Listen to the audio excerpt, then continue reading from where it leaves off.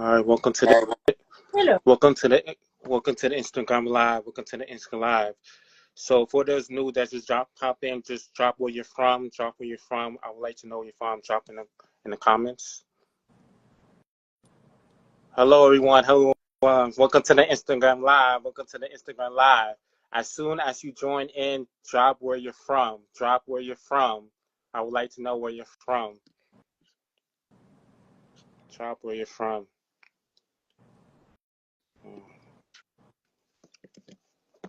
Let me copy and paste this. So drop where you're from. So as you join, drop where you're from. Okay. All right. All right, I'm about to get started. Yeah. So what's going on? What's going on? So for those that know me, my name's Anthony. I like to go by Def Go Getter. We're gonna have like a live show with Nashlea Brogan. So over this purpose, we're gonna learn tips and strategies how to navigate hearing loss and self-advocate. So the whole purpose I want to do this live is I always love podcasts. I always love listening to successful people learn tips and strategy, how they own difficulties and where they came from. I said, why not bring that concept to the disability community where you guys can gain a lot of value, information, and inspiration and motivation. So we have Nashlea Brogan. She's a TEDx speaker, audiologist with 20 years experience. And I love your content. And I love how you put tips and strategies for the audience. And I love how you're able to find your identity, your purpose. Can you share the audience? What made you become an audiologist? What are tips and strategy for those that could be an audiologist? Okay, well, my story actually becoming an audiologist was kind of interesting because I had normal hearing growing up. And when I was in high school, I got identified with a hearing loss, and my hearing loss was progressive. So I was slowly losing all of my hearing, very rapidly, actually, though I shouldn't say slowly, very rapidly. And I was fit with hearing aids when I was 18 years old. And when I got the hearing aids and started navigating life, I was struggling to cope with my hearing loss, how people reacted to me, how I was trying to navigate life. Because I went from being able to communicate on the telephone and performing to not being able to talk on the telephone, not being able to hear televisions. So I'm in my early 20s and slowly I just can't navigate life. I was living in Europe at the time. I did not know sign language. And I started studying biology and psychology. And I became fascinated with human behavior and how we cope with hearing loss, how our family members cope, and then how society reacts to hearing loss. So I was in my 20s doing my undergrad degree, and my audiologist kept saying, you should be an audiologist. And I was like, no way, I don't want to do this. But then what happened was I started reading articles by Dr. Mark Ross, and he's the father of rehabilitative audiology. He also wore 2 cochlear implants, and he wrote articles for the Self-Help of Hard of Hearing group in the United States. And when I read his articles, I was like, I want to be an audiologist like him. And that started my journey. I ended up graduating and opening up a clinic after I finished my master's degree, and then I did my doctorate degree. I worked some time doing research on how noise affects children in the classrooms hearing. And then I opened my practice. And in the last 20 years, I've been working with people of all ages and all different hearing levels. I was lucky when I was about 37 years old, so 10 years ago, I did receive 2 cochlear implants, and that was successful. But I went for about 10 years where I couldn't talk on the telephone. I needed closed captioning, and navigating life with hearing loss, it taught me a lot, because even though I fit thousands of people with hearing aids, thousands, I had a large clinic, and I was actively fitting people from complete deafness to mild hearing losses. I learned a lot about how people react to hearing loss and their families react to hearing loss. And You know what's crazy? I have an audiologist, and when I came to your Instagram, it's surprising that you have a cochlear implant like me, because my audiologist, she don't have a cochlear implant. It's rare, and it's just like I wish there was like more cochlear implant, more audiologists cochlear implant, because it shares that bond and it's more relatable. I understand where you're coming from. I can help you, because when I was I wish there was like, when I was younger, there was no content like how to self-advocate yourself, how to navigate this situation. But now this generation, we have technology. I wish I had that was younger, going through a lot. I never thought I would came this far, but like I'm so glad that you were able to give that information to your community. I really appreciate that. Thank you. And But that's kind of my mission now. Like I received my cochlear implants, was in my 40s, and then I decided that I wanted to share my journey. The things I learned is both like, and I mean, I kind of look at it from three perspectives. I'm an audiologist. I'm a person who I lost all my hearing. When I take both my implants out, I have no hearing every night. So I go from hearing very well to no hearing in both ears. And then I also am a practice owner. So I trained other audiologists, hearing specialists. I've mentored them. I employ them. So I see how they interact with our clients. And I've learned a lot from all three perspectives, both running an audiology practice, fitting people with hearing aids, and living. And I think the big part in the world of hearing that's missing is that no one talks about what it's like to live with the devices and live with like. So the audiologist, our clinical training is that we're trained because we're healthcare. So we're trained to do testing and fitting hearing aids. But then when you walk out the door and you get in the car and you're out in the wind and you go to the beach and the airport and the pool, or someone has an accent, it's a very different experience every day. Like, I don't even think it's the same every day. Like, every single person's voice sounds different. Every grocery store is different. Every car sounds different. Every stereo system sounds different. And it's, for a person wearing technology, every day of your life, you're trying to basically, you have to adapt a lot. And that's always when you said my tips for people with hearing loss is that we hear these tips. Like, some people say, go to a restaurant and sit in a booth, or some people say, go to the restaurant and choose your seating. But it really depends on the person and the restaurant and who they're with and what the restaurant sounds like. So we have our advice we give, but the biggest thing is that when you have hearing loss and you're out in the real world, regardless of your amount, you have to have an open mindset that every day is going to be different. Every situation is going to be different. You might be prepared. Like, I was flying last week. I went to the airport to check in, and I went up to the airline to ask the question. I could not hear the lady. I wanted to check in my carry-on bag. Could not hear her. I said, I have hearing loss. She still spoke softly. I said, I have a hearing loss. I still couldn't hear her. So I looked at her and said, you're going to have to say that differently because I can't hear you. Okay, and so what are, like, I know for me, and I don't know for the audience, sometimes we have this stigma, like, we don't want to say I have a hearing loss to the world because they might perceive us down. But what are tips and strategies how to self-advocate? Like, how did you, when you was in your... You have to be prepared. You have to be to self-advocate. You got to do your work beforehand. Like, you have to know where you're going to have trouble. And I really believe that, like, because every person with hearing loss, even I'm different now than I was when I wore hearing aids, and now I have implants. So my strategies have changed. So I might be able to hear, like, the airport speaker a bit better, but then I still can't hear the check-in gate. So I have to know what works for me, and what works for me might be different than what works for somebody else. And I think when you're self-advocating, you have to experiment and find what you're comfortable with. Because it took me a long time. Like, I hated telling people I had a hearing loss. I felt like it was wrong that I had to do that. And I think that we change through our journey, and we're going to develop different strategies. But I mean, you do have to learn. You also have to learn just the proper language, because not everybody, like, we can say it politely, but not everybody accepts how you say something. Like, it's not always received the way you want it to be received. Does that make sense?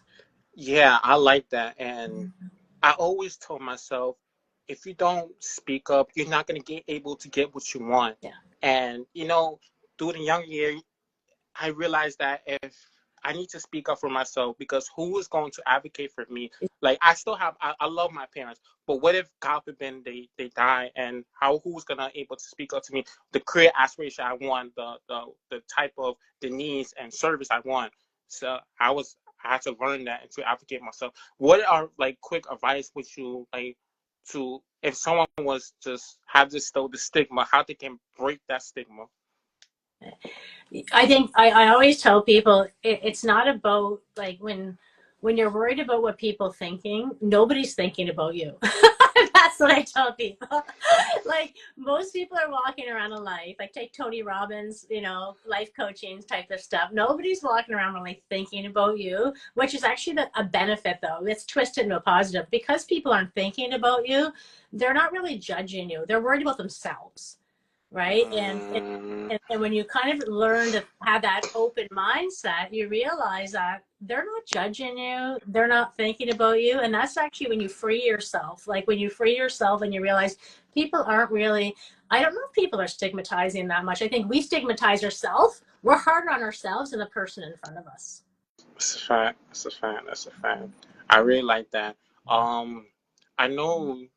What are tips and strategy if someone wants to become an audiologist? Because I figured that when you become an audiologist, you find your identity, you find your purpose. What are like strategy or tips that you can help somebody who wants to get to that goal? So we do. There's definitely a lot more audiologists with hearing loss now and cochlear implants. I'm meeting more all the time. And I think that when one's going to, because it is audiology in the States, it's a doctorate degree, and in Canada it's a master's degree. So I think that the universities have a lot of accessibility, and I think the programs do. So in audiology, one question I often get asked is, doesn't it make it harder for you to be an audiologist because you have a hearing loss? And no, like, any type of thing we do in audiology, from testing hearing to working with a person, the first thing, the benefit is we're in a quiet room. We're with one person in a quiet room. So as an audiologist, the reason why it was actually easier for me to work and be a professional was I was working in a room, a quiet room, all day long. And I got to control this. I got to control how far they sat from me. I used to use an FM system and have my FM system and I put it around their neck. So as an audiologist with a hearing loss, I got to control a lot. And then I got to use my superpowers. And my superpowers was that I was really good at counseling, because I could connect with them and I could understand what they meant. So if someone is in university or college and thinking about being a hearing instrument specialist, there are challenges in terms of once you get into the job, you get to the school program, and once you get in the job, you can kind of basically modify your environment to really work with people really well. And then I think that anybody who has a hearing loss who becomes an audiologist, they have superpowers in terms of empathy and counseling and compassion and being able to help and connect with the people on their journey. So it's a very positive field, and I think as a hearing loss, I wouldn't have changed anything. I think becoming an audiologist allowed me to feel whole and complete, because I was able to use my hearing loss to actually help other people every day long. It was beautiful. I really love that. I love that. So my next question is, I have so many parents with a deaf child with cochlear implant. It just made, as I joined Instagram, I was like, yo, I never thought my words would be so powerful, and that keeps me going. I want them to see, like if he can do it, I could do it. That's my inspiration, my motivation. But I have so many parents, they ask me so many questions, like what advice would you give parents who's learned that their child is deaf, uh, or young individuals that have a hearing loss? What strategy can you give them?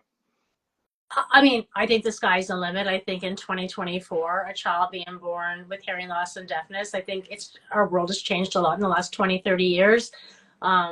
For children, the child's going to have to be taught how to advocate for their needs and speak openly about it, like what you talked about earlier. But I feel like our education system and a lot of careers, I see medical doctors with cochlear implants. When I was in audiology, I met a medical student who had cochlear implants. And we see that now happening all the time, and closed captioning and the ability to communicate with email and text messages, and what we're doing right now has radically opened up. So children being born today with deafness and hearing loss have a very, very, very promising future. I don't think there'll be many limitations on them at all, just because we're really now, the profession's changing and society's changed a lot more to accommodate people with hearing loss, and with really any type of limitation at all, we can get around now with technology. I love that. I love that. Um, let's see. I have no questions for the audience. All right, so I'm about to last one or two questions. Then I'm gonna wrap this up. Yeah. If the audience don't have any questions, I'm trying to see. see. If you have any questions, drop in the chat. I'm trying to see. So is there any books or podcast resources that you would recommend for personal or professional development, or what advice can you It give? depends on what stage a person's at. So my advice always to people is like there's a few good books. If it's someone who's developing hearing loss, I love Gail Hannon's and Sherry Edwards' Living Skillfully with Hearing Loss. It's an amazing book. So Living Skillfully with Hearing Loss for someone who is on their journey with hearing loss. A lot of things now is I actually usually with my people I see in my clinic and I connect with, I actually recommend different Facebook support groups like Living with Hearing Loss, the emotional side of hearing loss, the Mama Who Hears. Like there's different Facebook groups and Instagram accounts that I think have a lot of video content that is real. So I usually recommend people finding those Facebook groups. The only thing I is groups, and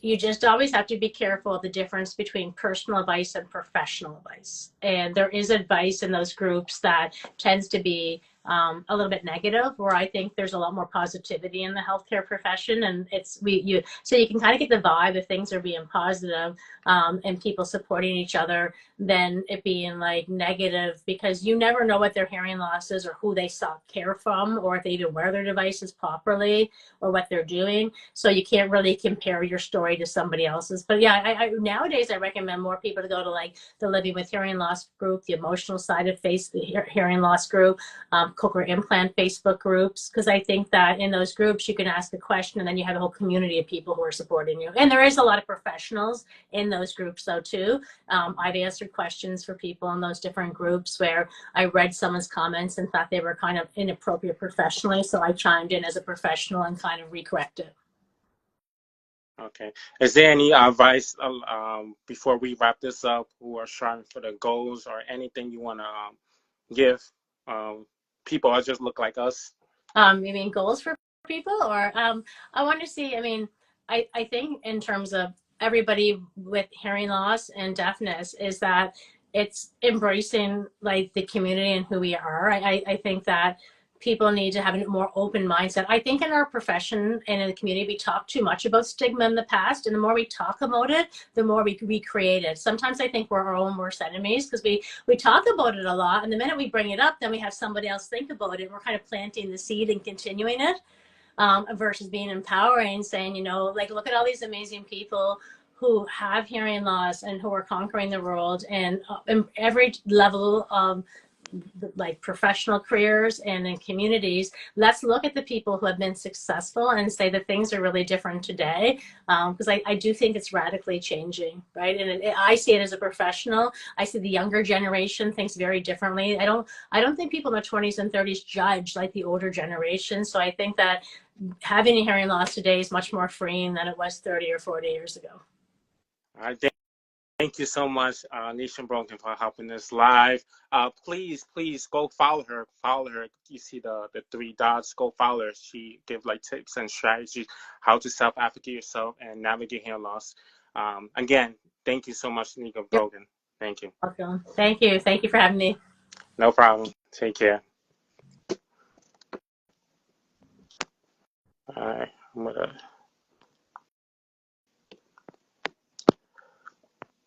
All right, I'm about to have the next, so stay tuned. I'm about to have the next special guest until next week. So go follow me on Deaf Go Getter and keep up the updates. Thank you so much, guys. Peace.